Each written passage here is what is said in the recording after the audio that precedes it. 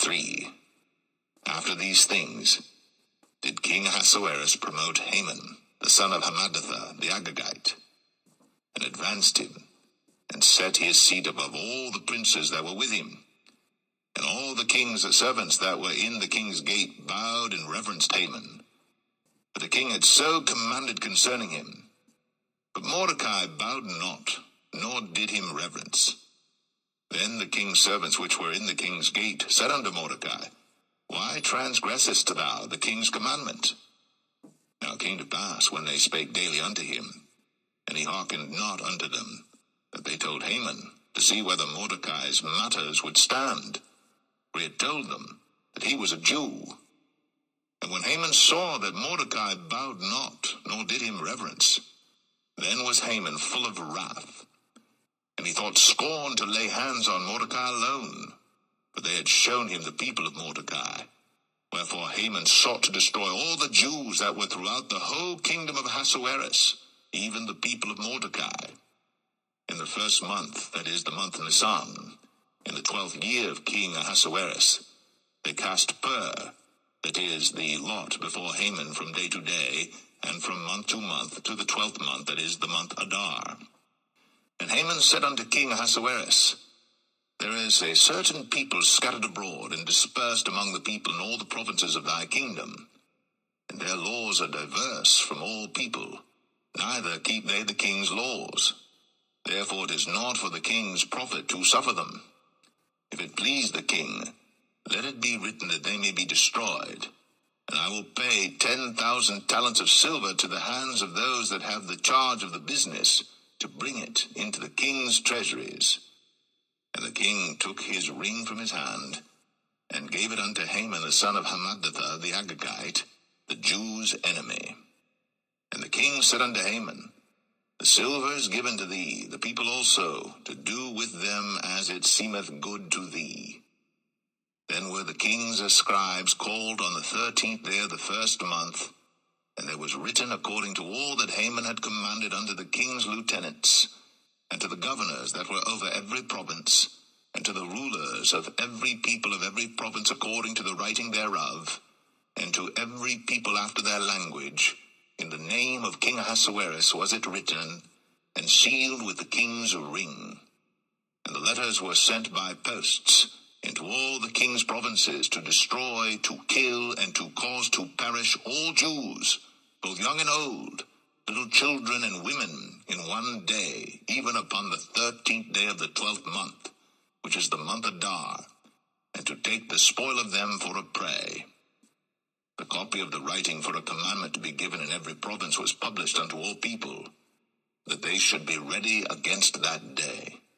The posts went out, being hastened by the king's commandment, and the decree was given in Shushan the palace, and the king and Haman sat down to drink, but the city Shushan was perplexed.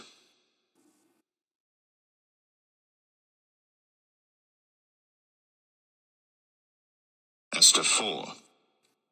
When Mordecai perceived all that was done, Mordecai rent his clothes, and put on sackcloth with ashes, and went out into the midst of the city, and cried with a loud and bitter cry, and came even before the king's gate, for none might enter into the king's gate clothed with sackcloth. And in every province, whithersoever the king's commandment and his decree came, there was great mourning among the Jews, and fasting and weeping and wailing, and many lay in sackcloth and ashes. So Esther's maids and her chamberlains came and told it her.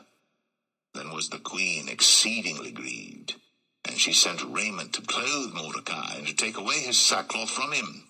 But he received it not. Then called Esther for Hatach, one of the king's chamberlains, whom he had appointed to attend upon her, and gave him a commandment to Mordecai, to know what it was and why it was. So Hatach went forth to Mordecai unto the street of the city which was before the king's gate. And Mordecai told him of all that had happened unto him, and of the sum of the money that Haman had promised to pay to the king's treasuries for the Jews, to destroy them. Also he gave him the copy of the writing of the decree that was given at Shushan to destroy them, to show it unto Esther, and to declare it unto her, and to charge her that she should go in unto the king, to make supplication unto him, and to make request before him for her people. And Hatach came, and told Esther the words of Mordecai. Again Esther spake unto Hatach, and gave him commandment unto Mordecai. All the king's servants and all the people of the king's provinces do know that whosoever, whether man or woman, shall come unto the king into the inner court, who is not called, there is one law of his, to put him to death, except such to whom the king shall hold out the golden scepter, that he may live. But I have not been called to come in unto the king these 30 days. And they told to Mordecai Esther's words.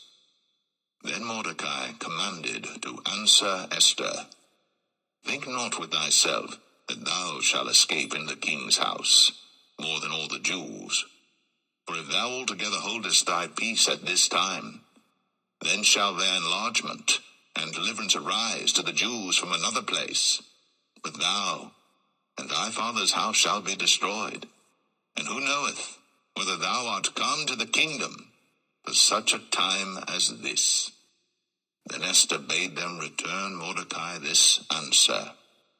Go, gather together all the Jews that are present in Shushan, and fast ye for me, and neither eat nor drink 3 days, night or day. I also and my maidens will fast likewise, and so will I go in unto the king, which is not according to the law. And if I perish, I perish. So Mordecai went his way, and did according to all that Esther had commanded him.